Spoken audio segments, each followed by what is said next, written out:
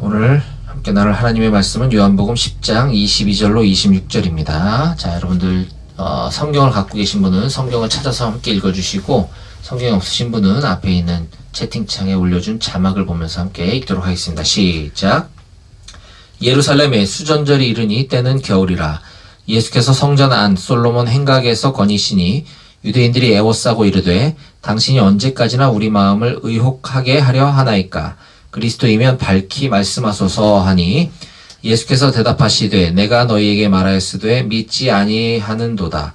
내가 내 아버지의 이름으로 행하는 일들이 나를 증거하는 것이거늘 너희가 내 양이 아니므로 믿지 아니하는도다. 아멘. 오늘은 그 어느 때보다 예배가 참 힘든 것 같습니다. 오늘 이상하게 시스템도 안 따라주고 볼륨 세팅도 잘 못하겠고 반주도 안 되고 오늘 너무 정체적으로 힘든 날인데 그래요. 예배는 온전히 주님만 바라보고 주님만 의지하며 나가는 것입니다. 이 주변의 상황들 상관없어요. 안 돼도 괜찮습니다. 우리가 지금 예배당에서 예배를 드리는 것만 생각하고 있었지 이렇게 내무반에서 제 서재에서 예배 드리게 될 줄 누가 알았습니까? 하지만 우리의 마음이 주님께로 향해 있는 한 하나님은 우리가 어떤 모습, 어떤 불완전하고 어떤 부족하고 이런 환경 가운데서도 하나님은 기뻐 받으시는 줄을 믿습니다. 네. 작년 한 해 동안 여러분들 너무 고생 많았고요. 이제 2021년 새해가 밝았습니다. 올해는 부디 우리가 마스크 벗고 한마음교회 예배당에 함께 모여 하나님을 예배할 수 있는 그날이 속해 오게 되기를 간절히 원합니다. 네. 올해 제가 조금 변화가 좀 있어요. 우리 한마음교회 외에도 저기 1포병단 105대대 1포병단 105 포병대대에 군인교회가 있는데 거기 105교회라고 하더라고요. 105교회. 예, 105교회랑 우리 한마음교회 두 군데를 올해부터 제가 섬기기로 이렇게 결정이 됐습니다. 그래서 제가 예배를 한 곳에서 드리고 또 이동해가지고 또 한 곳에서 예배를 드리고 이래야 되기 때문에 아마 지금 이 비대면 온라인 예배는 상관이 없습니다만 시간차가 이동 시간이 없기 때문에 끄고 다시 하고 하면 금방 하겠지만은 앞으로 우리가 모여서 대면 예배를 드리게 될 때에는 예배 시간이 조금 조정이 될 수도 있을 것 같습니다. 그 부분은 미리 제가 말씀드리니까 나중에 우리가 조율해서 예배 시간을 좀 조정할 수 있도록 하고요. 지금 이 한 군데 예배 드리는데도 이렇게 정신이 없는데 두 군데를 왔다 갔다 하면서 예배 드릴 때 정말 기도 많이 해야 될 것 같다라는 생각이 듭니다. 지난주일이었죠? 2020년도의 마지막 주일 예배는 우리가 God's Plan이라고 하는 하나님의 계획, God's Plan이라고 하는 제목을 가지고 제가 설교 말씀을 나눴습니다. 기독교 복음의 그 핵심이 잘 요약 정리되어 있는 네 가지 영적인 원리에 대해서 제가 설명하면서 여러분들에게 복음을 요약 정리해서 전해드렸고요. 그리고 지지난주까지는 우리가 계속 이어서 지금 요한복음 강해 설교, 연속 강해 설교를 지금 하고 있습니다. 그래서 지지난주에 우리가 함께 나눴던 설교 본문은 요한복음 10장 1절부터 21절까지 본문 말씀을 가지고 선한 목자이며 양의 문이신 예수님이라고 하는 제목의 말씀을 함께 나눴습니다. 요한복음 10장 1절부터 21절까지 본문 말씀을 지지난주에 나눴어요. 선한 목자이며 양의 문이신 예수님이라고 하는 말씀입니다. 두 가지 비유가 나오죠. 선한 목자, 양의 문. 그래서 먼저 선한 목자는 삭군과 대비되는 개념으로서 삭군들은 자기 양이 아니라 그러니까 대가 월급을 받고 양을 쳐주는 반면에 선한 목자는 양이 가족과 같다. 양을 위해서 목숨까지도 버린다. 라고 말씀하시면서 예수님은 당신이 나는 선한 목자야. 이렇게 말씀하십니다. 10장 11절 12절에 보면 나는 선한 목자라. 선한 목자는 양들을 위하여 목숨을 버리거니와 삭구는 목자가 아니요 양도 제 양이 아니라 이리가 오는 것을 보면 양을 버리고 달아나나니 이리가 양을 물어가고 또 해치느니라 라고 주님께서 말씀하고 계십니다. 예수님께서 이 비유를 말씀하시는 이유는 예수님이 선한 목자이시고 예수님의 양들은 예수님을 알아본다 라고 하는 것을 말씀하시기 위함입니다. 즉 지금 예수님이 누군지 못 알아보고 자꾸 딴지 걸고 따지려고 오는 사람들이 있었어요. 바리새인들이죠. 지금 예수님이 그들하고 얘기를 나누고 계신데 그들은 예수님을 알아보지 못하기 때문에 목자를 알아보지 못하는 양은 그 목자의 양이 아니다. 이렇게 말씀하고 계시는 거죠. 그래서 누가 내 양이고 누가 내 양이 아닌가. 그리고 이 많은 이스라엘 백성들을 선한 길로 이끌어주고 그들을 위해서 목숨까지도 버릴 수 있는 내가 선한 목자고 그들 바리새인들은 삭군에 불과해. 이런 말씀을 하시는 겁니다. 그리고 나서 예수님께서는 자신을 양의 문이라고 말씀하고 계십니다. 양의 문. 10장 1절과 2절인데요. 내가 진실로 진실로 너에게 이르노니 문을 통하여 양의 우리에 들어가지 아니하고 다른 데로 넘어가는 자는 절도며 강도요 문으로 들어가는 이는 양의 목자다. 이런 말씀을 하십니다. 문으로 들어가는 자가 양의 목자다. 예수님이 그래서 양의 문이라고 자신을 비유해서 말씀하시는 것의 의미는 너희는 양이고 나는 문인데 양은 문을 통해서만 드나들어야지 다른 곳으로는 그 푸른 초장, 그 풀밭이 있는 곳으로 들어갈 수가 없어. 문을 통해서만 들어갈 수 있어. 마찬가지로 예수 그리스도인 그분을 통해서만 우리는 영원한 생명, 영원한 안식, 저 천국에 들어갈 수 있는 것이야. 그래서 예수님이 문이다 라고 표현하고 있는 것입니다. 양의 문. 왜? 우리는 양이기 때문에 그렇게 말씀하시는 거죠. 자, 그런데 예수께서 지금 이 땅에 오셔서 그들을 영원한 생명으로 이끌어주시는 문이 되시기 전에 예수님보다 먼저 와서 그들을 도둑질해 가려고 하는 무리가 있었으니 그들이 바로 강도며 절도자들이다 라고 하면서 이 바리새인들, 잘못된 길로 인도하고 있는 그들과 예수님이 다르다라고 하는 것을 가르쳐주고 계십니다. 즉 이스라엘 백성뿐만 아니라 오늘 살아가고 있는 저와 여러분 우리 모두에게도 우리를 오직 참된 생명, 영원한 생명으로 인도하실 수 있는 그 유일한 통과해야만 하는 그 바로 문 대신 예수 그리스도, 그분이 바로 예수님 뿐이다 라고 하는 사실을 양의 문이다라고 하는 비유를 통해서 우리에게 말씀해 주고 계시는 것입니다. 10장 7절 말씀입니다. 그러므로 예수께서 다시 이르시되 내가 진실로 진실로 너에게 말하노니 나는 양의 문이라. 9절 내가 문이니 누구든지 나로 말미암아 들어가면 구원을 받고 또는 들어가며 나오며 꼴을 얻으리라 라고 말씀해 주고 계십니다. 직접적으로 이렇게 언급해 주고 계시죠. 내가 문이니 누구든지 나로 말미암아 들어가면 구원을 얻게 된다. 예, 그 말씀이 바로 복음인 것이죠. 자, 이게 지지난주까지 우리가 나눴던 예수님이 자신을 선한 목자 그리고 양의 문에 비유하신 말씀을 나눴고요. 오늘 이 시간은 요한복음 강해 설교 35번째 시간으로서 지금 제가 서머리 해드린 그 말씀과 바로 이어지는 본문인 요한복음 10장 22절부터 10장 마지막 절인 42절까지 말씀을 본문으로 채택하여 사람들이 예수님을 믿지 않는 이유라고 하는 제목으로 여러분들께 설교 말씀을 전하려고 합니다. 네. 사람들이 예수님을 믿지 않는 이유가 무엇인가? 이것도 우리가 많은 상상과 추측을 해볼 수 있지만 성경에 예수님께서 직접적으로 왜 사람들이 나를 믿지 않는지에 대해서 말씀해 주고 계십니다.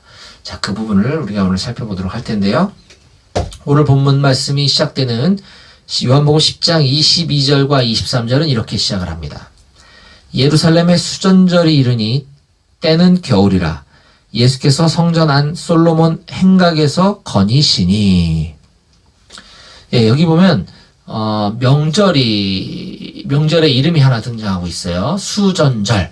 예, 다소 조금 생경한 낯선 명절이 명칭인 거죠. 구약의 모세오경 율법에 보면 여러 가지 반드시 이스라엘 백성들이 지켜야 될 절기가 설명되어지고 있지만 이 수전절이라고 하는 이 절기는 구약에 등장하지 않는 명절이거든요. 그런데 왜 지금 이 시대에는 이 이스라엘 사람들이 수전절이라고 하는 명절을 지키게 되었으며 예수님은 왜 지금 이 장면, 이 대화가 오가고 있는 이 장면에 대한 시간적인 배경이 수전절이라고 하는 것을 굳이 언급하셨어야만 했는지 그 이유를 좀 설명을 드리려면 우리가 약간 역사를 좀 알아야 됩니다. 세계사를 좀 알아야 되는데 셀류코스 왕조의 안티오코스 4세라고 하는 왕이 있었는데 그 왕이 에피파네스라고 하는 왕이에요. 아마 들어본 적도 있고 역사를 아는 형제들은 아마 저보다 더 많이 알 수 있어요. 이 에피파네스라고 하는 이 안티오코스 4세가 헬레니즘, 그러니까 그리스화하는 그 헬레니즘 정책의 일환으로 그 회파시켰던 예루살렘 성전을 이 마카비 혁명은 기억날 거예요, 아마. 마카비 혁명으로 인해서 다시 이 회파됐던 성전을 회복시키는 이 역사적인 그 배경이 있습니다. 이스라엘 민족의 입장에서는 그 무너졌던 예루살렘 성전을 마카비 혁명으로 인해서 다시 회복되어지게 된 것을 기념하기 위해서 그들이 제정한 명절이 바로 수전절이다라고 하는 것입니다. 마카비 혁명 때문에 어찌됐든 자기네 성전, 자기들이 굉장히 소중하게 여기던 성전이 무너졌던 것이 다시 회복됐어요. 얼마나 기뻤겠습니까? 그걸 기념하는 절기가 바로 수전절이라고 하는 것이죠.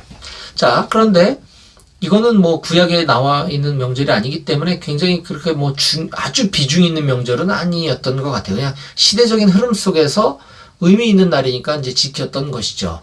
새로 제정된 절기인 거죠. 근데 예수님은 특별히 지금 오늘 요한복음 10장에 예루살렘에 수전절이 이르렀다. 그때 예수님께서는 성전 안 솔로몬 행각을 거닐고 계셨다라고 말씀하고 계십니다. 자, 요한복음의 저자인 요한이 이것을 굳이 기록한 데는 어떤 의도가 있겠죠. 예수님께서 겨울 어느 날 이렇게 해도 되는데 굳이 수전절을 여기다 끼워넣은 이유는 의미가 있다는 것인데, 자, 예수님 자신이 성전이다라고 하는 것은 성경에 여러 군데 언급되어지고 있습니다. 예수님이 오심으로 인해서 이제 건물로서의 성전이 중요한 것이 아니라 예수님이 성전이고 예수님으로 인해서 이 성전을 다시 일으켜 세우겠다라고 하는 말씀을 요한복음에도 그 장면이 기록되어져 있어요. 자, 우리가 예전에 나눴던 말씀인데 요한복음 2장 19절 20절 말씀을 보면 예수께서 대답하여 이르시되 너희가 이 성전을 헐라 내가 사흘 동안에 일으키리라. 그러나 예수는 성전된 자기 육체를 가리켜 말씀하신 것이라. 예, 이게 나오죠? 너희가 이 성전을 헐라 내가 사흘 동안 일으켜 세우리라. 아니 예수님이 무슨 최첨단 건축가도 아니고 건물을 무너뜨리고 내가 3일 만에 다시 짓겠다. 이거 말이 안 되지 않습니까? 그래서 예수는 성전된 자기 육체를 가리켜 말한 것이다. 이렇게 지금 설명해 주고 있어요. 요한복음 2장에서는 이게 정확히 무슨 말인지 의미를 알 수 없지만 우리는 알고 있죠. 예수님은 십자가에 달려 죽으실 거고, 이 2장 이후에 시간이 지나서 예수님은 십자가에 언젠가 달려 죽으시게 될 건데 3일 만에 다시 부활하시게 될 것이다 라는 것을 암시해주고 있는 말씀이 바로 이 장면인 거죠. 그렇기 때문에 예수님이 바로 성전이야 이렇게 얘기하고 있는 것이에요. 자, 그런 점에서 이 수전절이라고 하는 명절이 아까 제가 설명해 드렸던 것처럼 이 무너졌던 성전을 다시 회복시킨 것을 기념하는 절기였듯이 예수님 자신이 바로 하나님께서 이 세상에 보내신 성전이라는 점에서 이 수전절과 예수 그리스도를 어떤 매칭시키기 위한 의도가 여기에 담겨져 있다는 것을 우리는 읽을 수 있는 것입니다. 자, 이렇게 시간적 배경이 수전절이라고 성경이 우리에게 알려준 다음에 유대인들이 예수님께 나와서 예수님을 향해서 어떤 질문을 던집니다. 자, 뭐라고 질문하는지 한번 봅시다. 다시 오늘 본문으로 돌아와서 10장 24절입니다. 유대인들이 애워싸고 이르되 당신이 언제까지나 우리 마음을 의혹하게 하려 하나이까? 그리스도이면 밝히 말씀하소서 하니. 예, 당신이 언제까지 우리 마음을 의혹하게 할 겁니까? 당신이 그리스도면 좀 밝히 말해주세요. 당신이 언제까지 우리 이렇게 애간장 녹일 겁니까? 당신이 구원자, 메시아, 우리를 해방시킬 사람이라면 당신의 신분을 빨리 짠 하고 알려주세요. 라고 마치 애원하는 듯이 보입니다. 그런데 언뜻 보면 이 말씀은 그렇게 보일 수도 있지만 사실 그런 의미가 아닙니다. 이들이 그렇게 간절하게 예수를 믿겠다고 고백하는 것이 아니라는 거죠. 그들은 지금 이 예수라고 하는 당신이 여기 우리 마음을 의혹하게 하려 하나이까? 이거는 당신 누군지 너무 궁금해 미치겠어요. 이게 아니에요. 이게 뜻이 아니고 우리의 영혼을 빼앗아가는 사람이다. 당신은 굉장히 부정적이고 나쁜 뜻으로 지금 이야기하고 비난하는 어투인 거죠. 예수님을 공격하고 있는 것입니다. 그들은 지금 자신들이 다시 자기들이 예수를 당신이 구원자, 메시아, 그리스도라고 하는 사실을 믿지 못하는 이유가 당신 때문이야 라고 그 탓을 예수님한테 돌리고 있는 것이에요.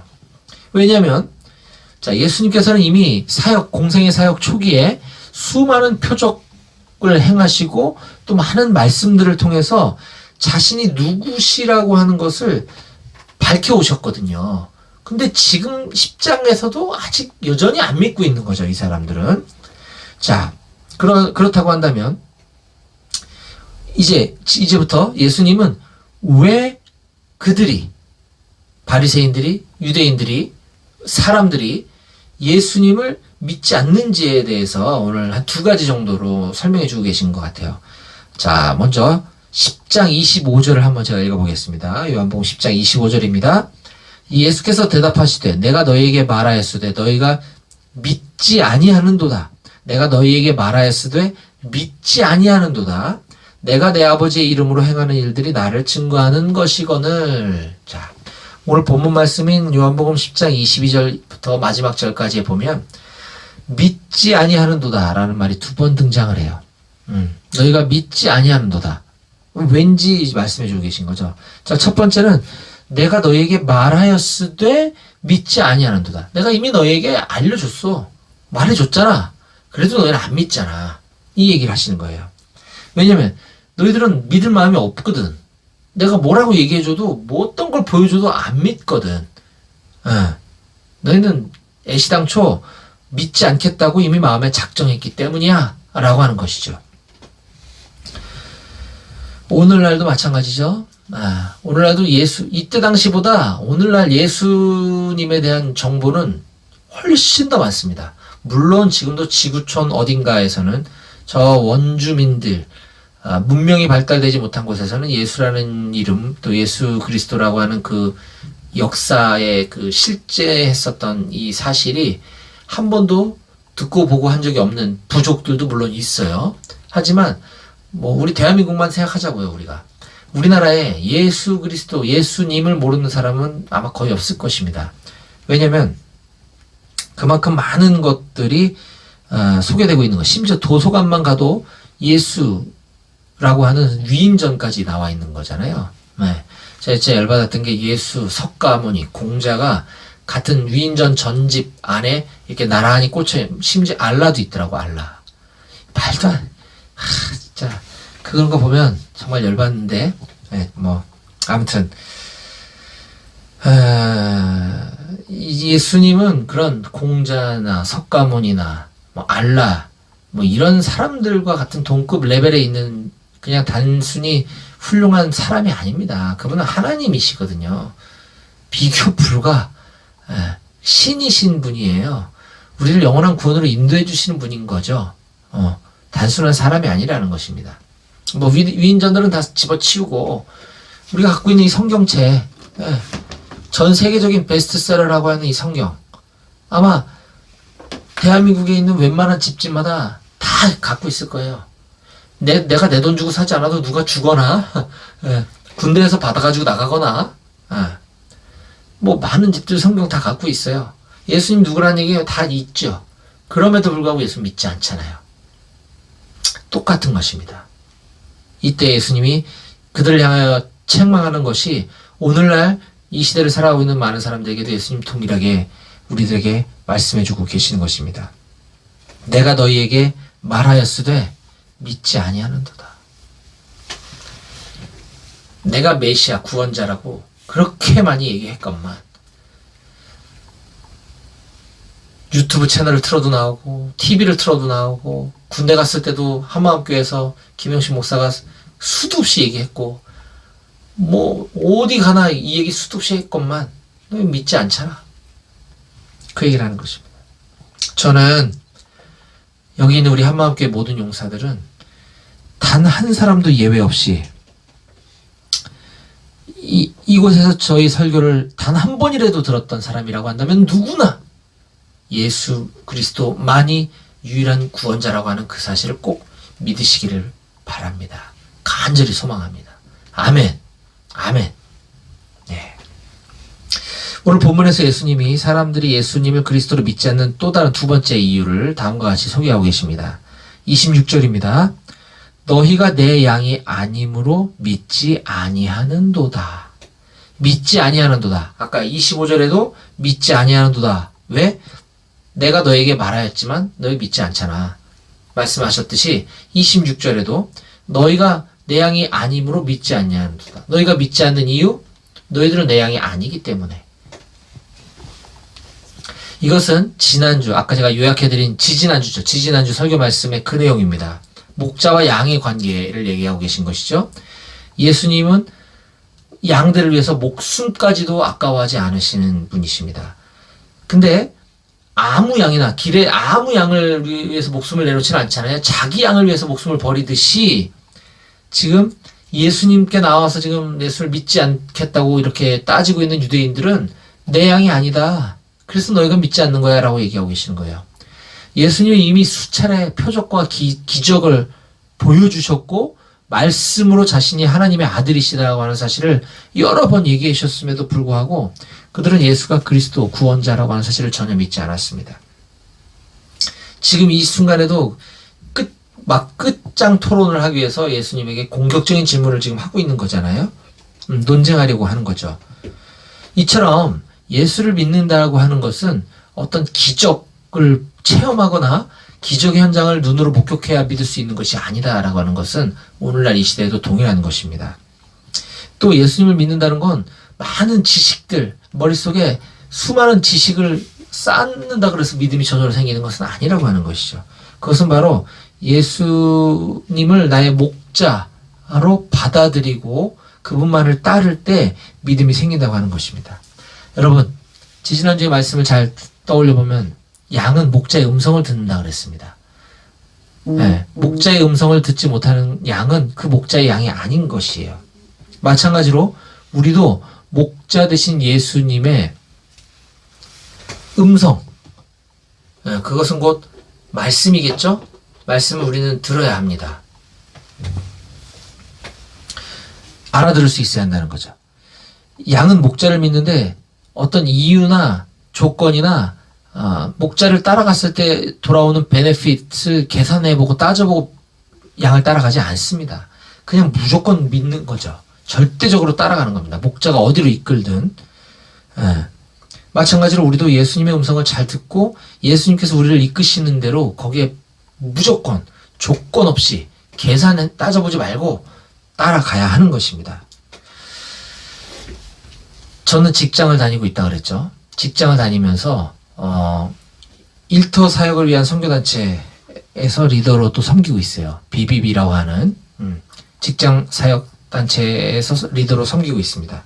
또 주일날은 지금 우리 한마음교회에서 이렇게 목사로 섬기고 있잖아요. 얼핏 보면 저는 지금 제 시간과 제가 할 수 있는 역량, 모든 것들, 물질 등등 저는 최대치로 지금 주님을 위해서 아니면 저에게 주어진 모든 상황들을 저는 다 하고 있다고 생각을 해요. 인간적으로는. 그런데 2021년도에 들어와서 백오대대 백오교회를 또 맡으라는 거죠. 주님께서, 목자께서. 제가 이걸 계산기 두드려보면 사실 두렵습니다. 겁이 납니다. 왜? 어떻게 또 하지? 난 지금도 벅찬데? 이거 말이 안 되잖아. 그러나 목자이신 예수님께서 그리로 가라고 하시면 저를 백오대대로 이끌고 가시면 저는 그냥 조건 없이 무조건 따라가야 하는 것입니다. 그것이 바로 목자의 양의 본분이기 때문인 것이죠. 저는 그분의 양이기 때문에 그분을 쫓아가기만 하면 되는 것입니다. 마찬가지로 저는 우리 모든 한마음교회 용사들이 예수님을 진정한 여러분들의 목자로 받아들이고 그분의 음성을 듣고 그분이 여러분들의 일평생 어디로 이끌고 가시든 간에 고민하고 계산해보고 따져보고 결정하는 것이 아니라 무조건 절대적으로 그분 목자의 음성을 따라가는 우리 모든 한마음교회 용사들이 다 되시기를 주님의 이름으로 간절히 축원합니다. 아멘. 기도하시겠습니다.